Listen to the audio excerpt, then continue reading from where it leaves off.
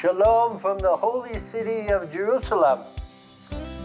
We are now in the month, the Hebrew month of Elul, which the rabbis teach us is a very propitious time to return to God.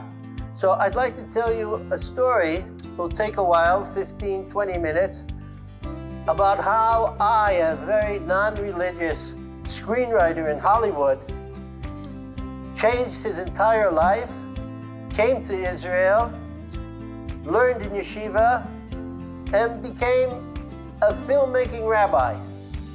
So let's go back a long, long time ago. I grew up in a very assimilated home in Massachusetts. We had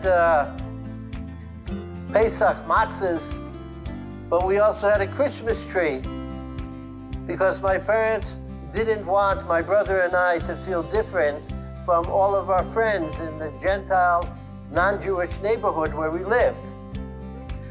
I went to what was called the Hebrew school in a Reform congregation, and was a very, very, very watered down form of Judaism. And I really didn't make any kind of connection.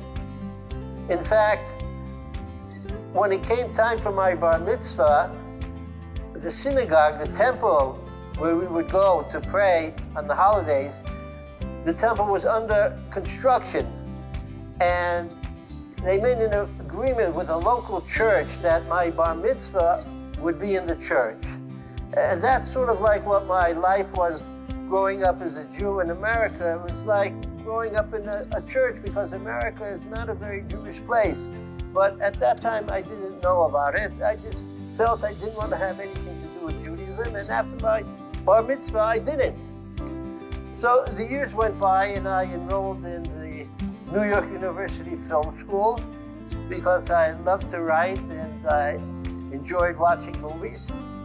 And my senior year, I wrote a movie that a director from Czechoslovakia, Ivan Passer, liked very much, and he decided he would make it into a feature film starring Archie Bunker, Carol O'Connor, and Ernest Borgnine, and it became a movie. I was 21 years old at the time. And right after that, I wrote a novel that was published by Dell Publishing Company. And my career was starting to skyrocket. So I decided I would go to Hollywood and try my luck at screenwriting. I sold 2 movies, 2 screenplays in a very short time. And I had the American dream life. I had a pool pad near Venice Beach. I had a small, well, bigger than this, but MG sports car convertible. Every morning I would go to the health club, a big health club, and do gymnastics with all of the beautiful Californian people. Upstairs in the weight room, I was friendly with Arnold Schwarzenegger, who was just starting out on his career.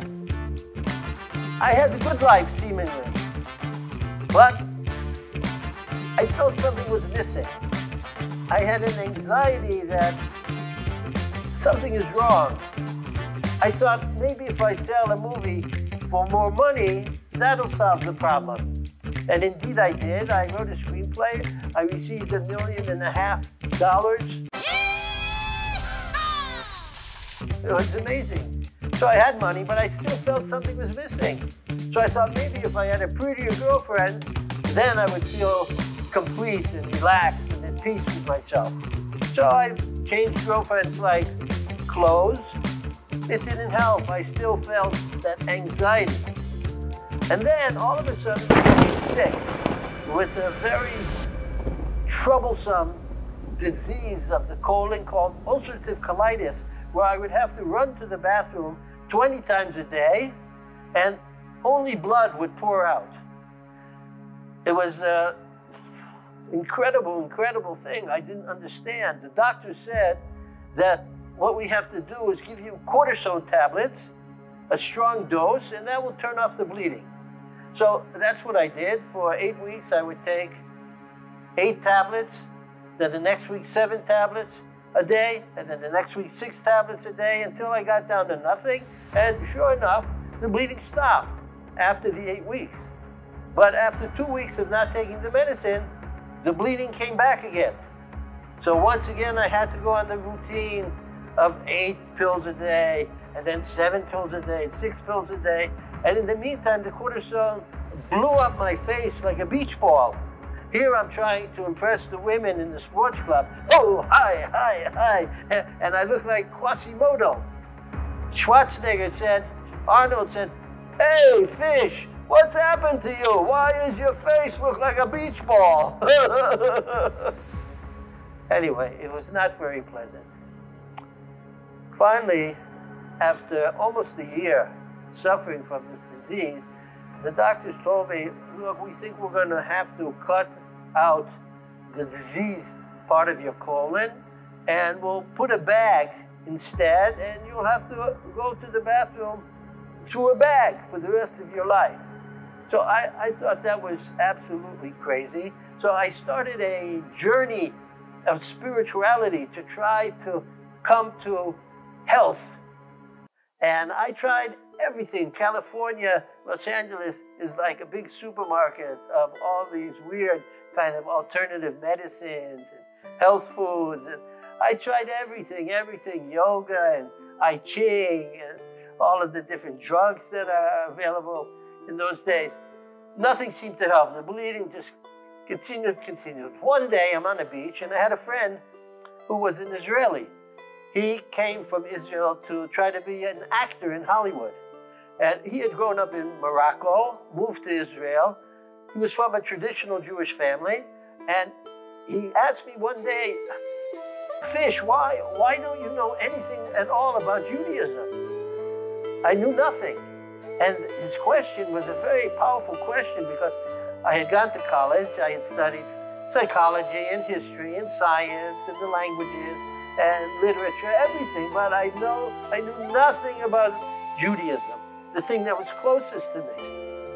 And I remember that Sigmund Freud said that if there's something that is close to you and you avoid it, you have a psychological block. You're afraid to approach it, you're afraid to confront it, and you try to run away from it.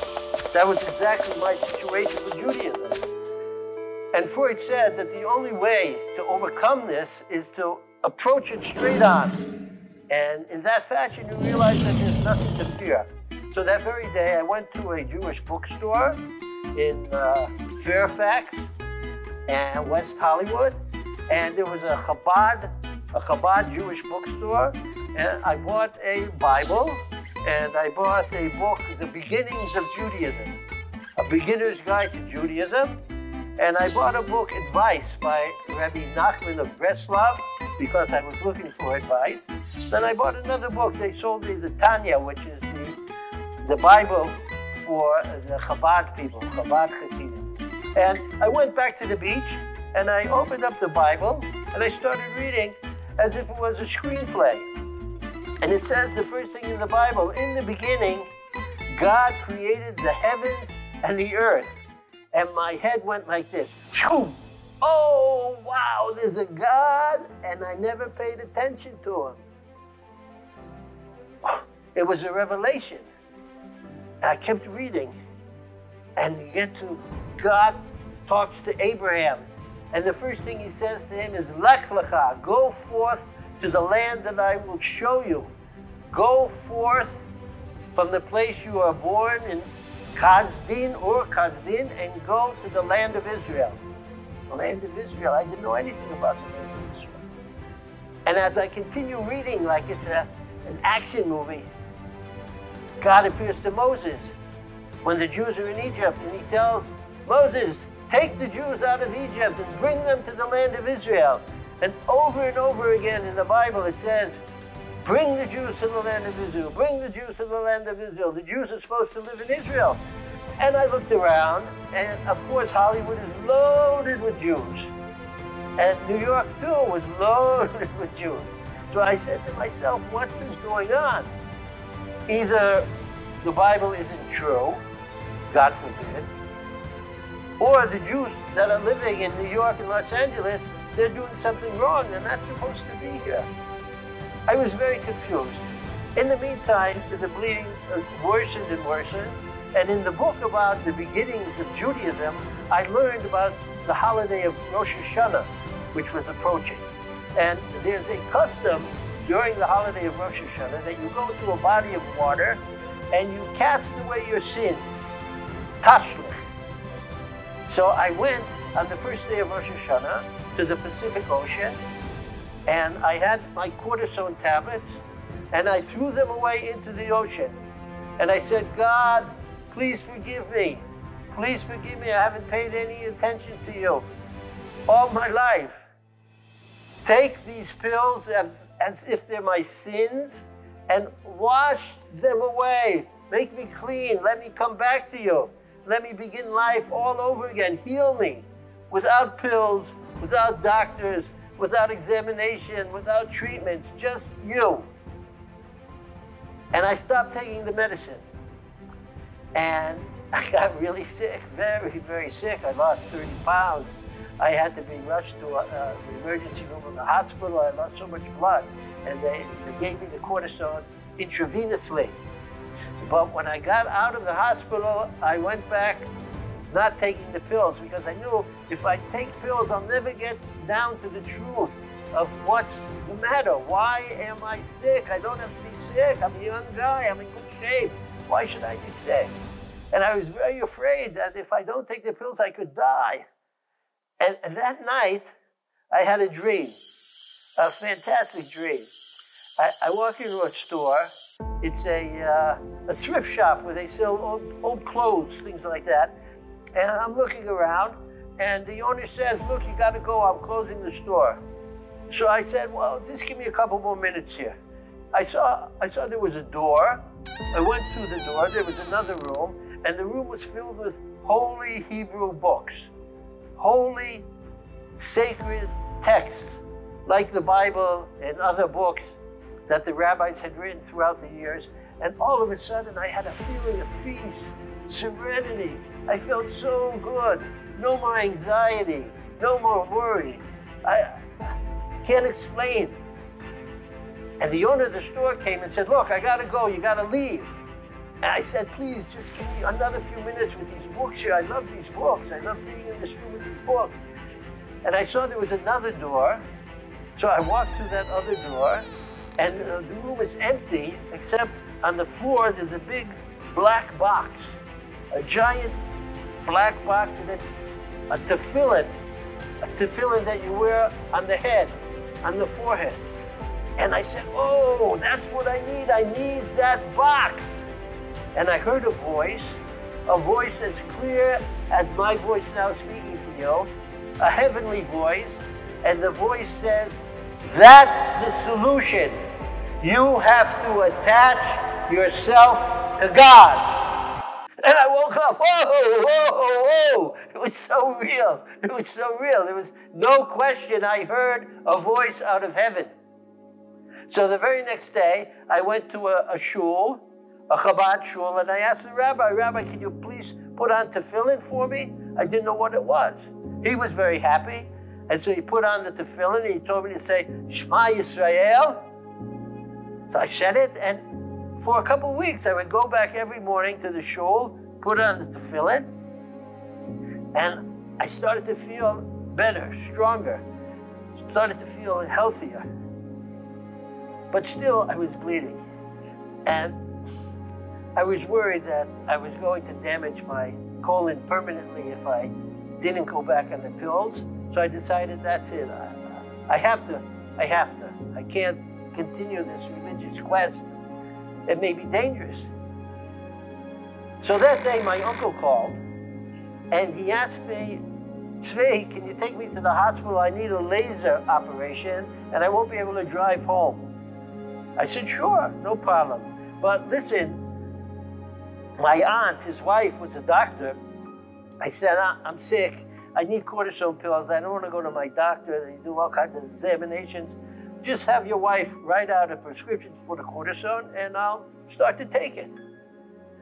So he said, no problem, you got it. So I picked him up, I took him to the hospital, he went into the laser treatment room. I stood outside the door of the treatment room, and for 45 minutes straight, I just prayed, please God, heal my uncle. Please God, heal my uncle. Please God, heal my uncle. Like a total nutcase. But in Los Angeles, a lot of people are nutcases, so nobody pays any attention. Anyway, thank God the operation was successful. I took him home, and then when I got home, like always, I rushed to the bathroom, and there was absolutely no blood. The bleeding had stopped, totally disappeared. And I knew in that instant that God had done a miracle for me, as if he took his hand and touched my stomach and threw away the disease, just like I had thrown away the cortisone pills into the Pacific Ocean. The bleeding never returned in my life. I didn't have to take any more pills. I didn't have to do any more examinations, treatment, surgery, nothing. Doctors, I told, could never explain it. And when this incredible miracle happened, I was blown away. The same night I said to God, God, what do you want from me? Thank you for coming into my life, but how can I continue? I can't keep going on to discotheques and going out with women, different women every night, and living the hedonistic life of a Hollywood screenwriter. Tell me what you want me to do. If you want me to go to Israel, I'll go to Israel. If you want me to stay here in Hollywood and maybe work for a Jewish newspaper or write Jewish movies, I'll stay here. Give me a sign and I'll do whatever you want to do. Whatever you tell me to do. So I went to bed. In the morning, I woke up, I left my apartment, and I noticed there was something in my mailbox. So I opened it up, and it was a big travel brochure, and on the cover was a picture of Jerusalem, the Old City, and the Kotel, the Western Wall, the Wailing Wall. And the title was, Jerusalem, My Chosen. I got goosebumps all over my body. The night before, I asked God for a sign, what to do, to stay in Hollywood or to go to Israel. And all of a sudden, this travel brochure with my name on it arrives in my home, in my mailbox. Never in my life had I ever gotten anything from any Jewish club, any Jewish organization, any synagogue, nothing. I was totally removed, disattached from the Jewish world. So I was blown away, and I said, that's it, I'm going to Israel. So, as Tevye, the milkman, used to say, to make a long story short, I bought a ticket, and I came to Israel. In Israel, immediately, I knew I belonged. I was at home. It was an incredible feeling. I knew that this is the place I had to live. This was the place I had to be. There was something in the air, a holiness that I had never experienced anywhere. And for a month, 2 months, I just traveled around the country, visiting all the sites, learning about the history. And every time I would return to the Kotel, a rabbi would come up to me and he would say, well, maybe you want to go to a yeshiva to learn about Judaism? I said, no, I don't want to go to a yeshiva. I want to get close to God. And I would go around praying in all the holy sites, come back to the Kotel, and again the rabbi would come up to me. And one day I said, okay, Rabbi, to make you happy, take me to a yeshiva. So, to make a long story short, he took me to a yeshiva where everybody was dressed in black with black hats. And it looked like Poland. I thought that I was in Poland. It wasn't for me. I was looking for King David, for Joshua. I was looking for Judah the Maccabee. And so I looked around, and finally I found a yeshiva called Machon Meir. That's where I'm sitting now. I'm sitting in the yeshiva in Machon Meir, where I teach Torah now to other kids, young kids who are exploring their way back to Judaism. And thank God, here in the study halls, with all of the Hebrew books, all of the Hebrew texts, I have the same feeling every day that I had when I walked into that room in the thrift shop, loaded with Hebrew books. The only difference is that today, thank God, I can read them and study them, and God has given me the merit, the great privilege of writing commentaries about several of these holy texts, and God's even let me direct and produce a holy movie about the stories of Rebbe Nachman. Okay, good. Here we go. Quiet. Speed. Hey, what about me? Hey! Hey, what about me? So, Baruch Hashem, everybody should take the opportunity to explore their inner roots, to take time to break away from all the noise, all the TV, all the movies, all the things that distract ourselves from getting in touch with our own souls, our own inner voice.